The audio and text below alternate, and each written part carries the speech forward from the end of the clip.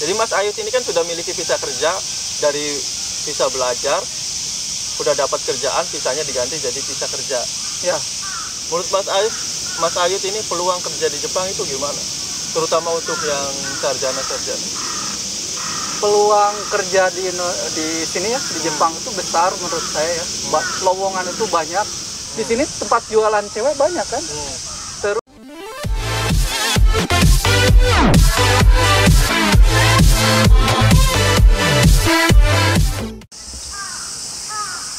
What's up bro, balik lagi di channel Kiki Morales. Ya, episode kali ini adalah Kepoin Jepang.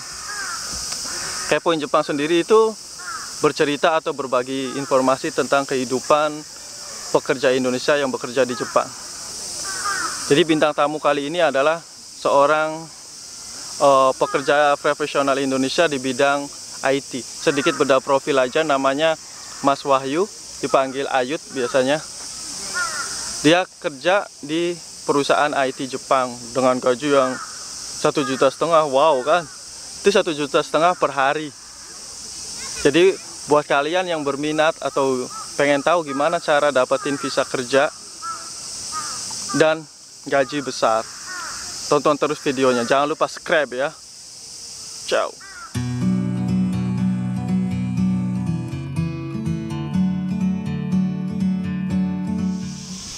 Ya guys, ini dia bintang tamu kita kali ini guys. Mas Ayut akan sedikit bercerita tentang kehidupannya di Jepang.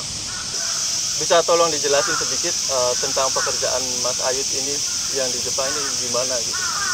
kalau pekerjaan sama ya dari Indonesia. Jadi dari Indonesia tuh saya nggak langsung beres.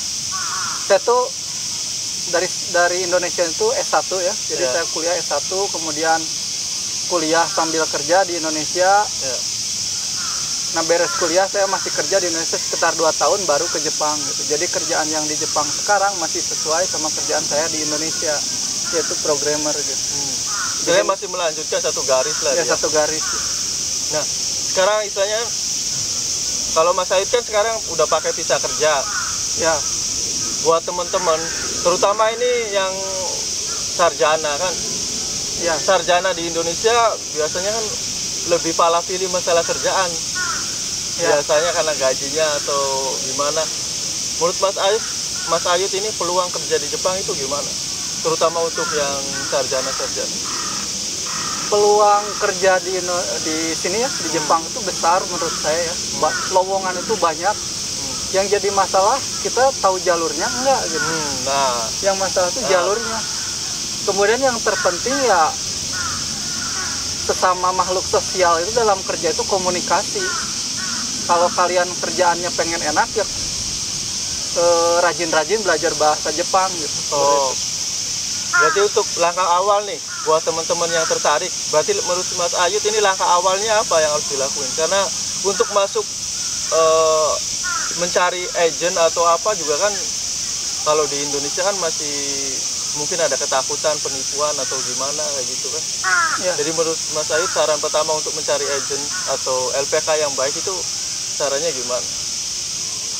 Ya dulu saya memang LPK ya. Kalau tahu LPK itu ya dari orang-orang yang dulu udah pernah di Jepang gitu. Berarti istilahnya rekam jejak lah ya? Iya, ya jadi kepercayaannya lewat sana. Teman saya bisa ke Jepang lewat LPK itu, jadi saya percaya aja ke LPK itu seperti itu. Berarti langkah awal masuk ke LPK dulu lah. Ya tanya-tanya dulu lah, dulu bisa ke Jepang lewat mana, baru kita ngikutin aja. Oke. Terus apa namanya? Kalau Mas Ayut sendiri kan bukan langsung visa kerja kan? Ya. Jadi Mas Ayut ini pakai visa pelajar. Ya benar. Jadi sedikit cerita pas sampai di Jepang, Ya. itu masuk sekolah boleh langsung kerja apa kita memang harus difokuskan belajar dulu? Kerja maksudnya? Kerja arubaito atau kalau arubaito? Iya. Arubaito itu bebas ya. Jadi istilahnya baru pertama masuk ya baru datang Kalau udah dapat arubaito ya bisa langsung kerja. Istilahnya berarti sekolah, dari mulai sekolah kapanpun kita mau kita bisa arubaito. Enggak, jadi ketika kita datang ke Jepang itu kan di pihak bandara, Ya. kita bikin Jaryokado tuh, dikasih Ya. Jaryokado. Nah, Jaryokado itu kan belum ada alamatnya di sana. Nah, kita harus ke pihak apa namanya, di balai kota atau kecamatan. Kita laporan bahwa kita tinggal di mana. Jadi nanti di Jaryokado kan ada alamat. Ya. Nah, kalau alamatnya udah ada, kita baru bisa mulai cari-cari baito, cari-cari kerja sampingan. Mas Said pas mulai sekolah ada kesulitan tertentu nggak sih pas pertama kali masuk ke sekolah Nihongo Gakko yang di Jepang ini? Kesulitan itu karena saya dadakan ya. Dulu tuh ke Jepang tuh dadakan, jadi belum ada persiapan. Kemampuan bahasa saya tuh emang nggak ada gitu. Bukan cuma pas-pasan, tapi ini nggak ada ini. Jadi- Levelnya level berapa? 5 lah. Nggak ada. Nggak ada. Nggak ada. Saya di Indonesia tuh baru belajar ya huruf, kotoba, belum benar-benar bisa komunikasi sehari-hari, belum bisa. Jadi kesulitannya ya komunikasi sehari-hari aja kalau mau kemana-mana ya. Kalau sekolah kan kita ngurus bank sendiri, terus beli kartu sendiri, terus belanja sendiri kan. Kalau itu kan udah harus ada komunikasi. Nah, waktu itu benar-benar kemampuan bahasa saya kurang. Kesulitannya di sana sih. Oh, Kalau untuk sekolah sih banyak senpai ya. iya, berjalannya waktu ya berapa bulan juga udah bisa beradaptasi. Ya terbiasa lah. Terbiasa. Nah, kalau dulu sebelum, jadi Mas Ayut ini kan sudah miliki visa kerja, dari visa belajar, udah dapat kerjaan, visanya diganti jadi visa kerja. Ya, Sebelum dapat visa kerjaan ada arubaito. Dulu pengalamannya harus sempat arubaito di tempat-tempat apa aja? banyak sekali ya. Jadi pertama ke Jepang tuh ya, kalian jangan pilih-pilih baito. Yang penting kerjanya. Yang penting kerja, soalnya apa? Kita target bulan depan nih. Bulan depan kita kan dari Indonesia cuma bawa bekal cuma 1 bulan. 1 bulan. Terus 1 koper tuh makanan cuma buat 1 bulan. Jadi untuk pertama datang ke Jepang jangan pilih-pilih dulu. Yang penting ada, hajar aja. Itu tips pertama sih. Dulu pertama kerja tuh paling gampang tuh di McD. Oh, junk food guys, makanan cepat saji lah ya. Iya, ya. Meskipun dulu ya gajinya kecil, sekitar berapa ya? 800 itu nggak nyampe 1000 ya. Tapi itu kan waktu tahun 2017 ya. 2017, sekarang udah 1000 mungkin ya. Sekarang 950 kalau nggak salah. Selain di McD, Setelah di McD ya, soalnya kan ya kata orang kan banyak yang komen nih. Kan kalau pelajar itu nggak boleh lewat dari 1 baito, 1 kerjaan. Itu aturannya nggak seperti itu. Aturannya itu boleh banyak baito asal jangan lewat dari 28 jam untuk pelajar 1 minggu. per 1 minggu, bukan jangan lebih dari 1 baito. Jadi saya dulu itu udah McD, saya kerja lagi di hotel. Saya di hotel, jadi McD jalan, hotel jalan. Soalnya kalau untuk 1 baito itu kurang cukup, nggak cukup. Berarti buat teman-teman yang ingin pakai visa pelajar, jangan takut nggak bisa makan, karena peluang kerjanya juga banyak di sini ya. Banyak. Terutama karena biasanya kalau pelajar di kota besar pasti. Ya, ada juga yang pelajar di kota-kota, bukan di kotanya tapi di pelosoknya juga ada. Ada juga. Ya. Tapi kebanyakan itu kan biasanya di kayak Osaka, Nagoya, Paling enak ya di kota. di Tokyo kayak gitu kan, kota-kota besarnya kan. Tapi kalau Mas Ayut sendiri kan apply visa kerjanya kan dari sini tuh apply sendiri apa gimana? Ya, apply sendiri. Jadi waktu sekolah jalan saya nyari apply kerjaan. Jadi niatan saya kalau saya keterima kerja, saya mau keluar sekolah aja. Oh, bebas. Sekolah sebenarnya itu ada aturan berapa lamanya sih?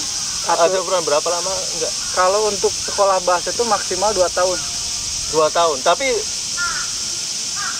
boleh keluar per berapa bulan? Misalnya aku baru masuk terus Ya bebas itu. Bebas. Contohnya saya baru 1 bulan tapi udah ada pihak perusahaan yang mau ngerekrut dan mau tanggung visa saya, ya saya keluar aja.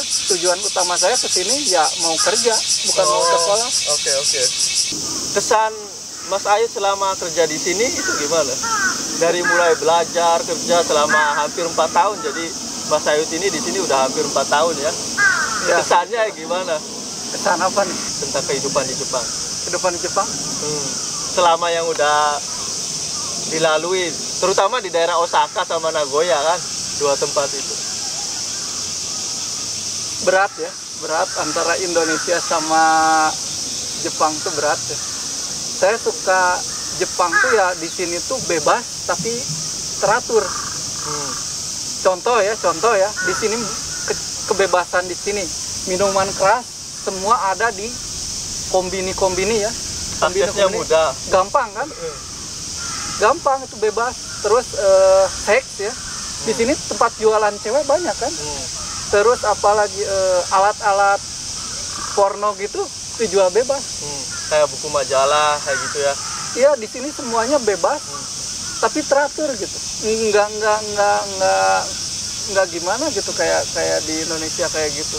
Di Indonesia sembunyi-sembunyi urakan juga. Iya, urakan. Kalau di sini mah udah bebas tapi aman aja gitu. Iya. Selama tidak mengganggu orang lain gitu. Emang disiplin masyarakatnya beda lah ya. Iya. Boleh dibocorin dong berapa gaji per bulannya rata-rata untuk sisa kerja di Jepang itu berapa? Kalau masalah gaji itu sensitif ya. Sensitif. Jadi apa? Sebenarnya gaji Jepang tuh nggak gede. Kenapa bisanya nggak gede itu? Gaji Jepang tuh nggak gede. Yang masalah itu uang Indonesia yang kecil. Yang salah tuh orang Indonesia yang kecil, bukan. Kalau gaji di sini tuh ya standar di sini mah. Untuk kehidupan di sini lah. Tapi kalau dibawa ke Indonesia ya jadi gede gara-gara uang Indonesia yang kecil. Menurut saya sih gitu. Soalnya kan biaya kehidupan di sini kayak air minuman kan yang kayak gini hampir 15.000. Ya bandingin aja ya sama aja menurut saya mah. Ya bocoran aja kira-kira sehari hitungan kalau dirupiahin berapa? 1,5 lah ya. Oh, boleh. Sekitar 1,5 juta untuk visa Tokutai Gino. Jadi Mas Ayut tolong kasih motivasi atau saran atau pesan buat teman-teman yang mungkin sekarang lagi kesusahan cari kerja atau ingin kerja di Jepang atau sedang belajar untuk pergi ke Jepang. Pesannya buat mereka apa? Panjang ini kalau gitu ya. Sebenarnya saya juga pengen, saya kan dari kampung sebenarnya, dari kampung. Saya pengen orang-orang kampung saya tuh pengen ke Jepang juga, suruh mereka ke Jepang. Tapi banyak orang yang bilang nggak ada uang katanya. Nggak ada uang? Nggak ada uang. Padahal orang-orang yang ke Jepang belum tentu mereka punya uang.